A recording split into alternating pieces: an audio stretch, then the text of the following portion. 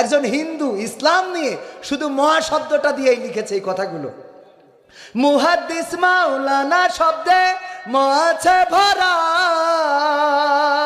মাহফিল মিলাদ মুহররম মা দিয়েই গড়া, মুনাজাত মাগফিরাতে মুনাজাত মাগফিরাতে ময়ে হয় না কভু রদ, মতে মাওলা মতে মুহাম্মদ, মতে মাওলা মতে মুহাম্মদ।